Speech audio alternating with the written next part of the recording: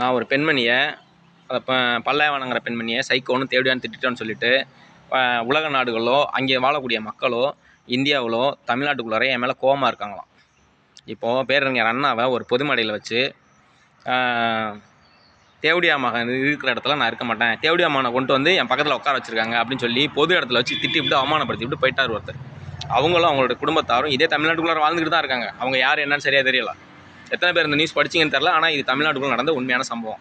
அப்படி இருக்கிறப்போ நம்ம பேசுகிறோம்ல ஒவ்வொரு மொழிகள்லையும் இங்கிலீஷில் ஏபிசிடியை கண்டுபிடிச்சது யார்? தமிழ் மொழியில் ஆனாவன உயிர் எழுத்துக்களாக இருக்கட்டும், காங்கியாச்சா மெய் எழுத்துக்களாக இருக்கட்டும், உயிர்மை எழுத்துக்களாக இருக்கட்டும், மொத்த எழுத்துக்களையும் கண்டுபிடிச்சவங்க யார்? இந்த வார்த்தைகள் எல்லாம் கண்டுபிடிச்சவங்க யார்? உச்சரிப்புகளை கண்டுபிடிச்சவங்க யார்? இவங்க எல்லா பேரையும் தண்டிச்சுட்டு இந்த கெட்ட வார்த்தைகள்லாம் பேசுகிறாங்கல்ல, எத்தனையோ பேர் பயன்படுத்தி எனக்கு முன்னாடி எத்தனை தலைமுறை பேசி வந்திருப்பாங்களோ அவங்களெல்லாம் தண்டிச்சுட்டு அதுக்கப்புறம் என்கிட்ட கேளுங்க.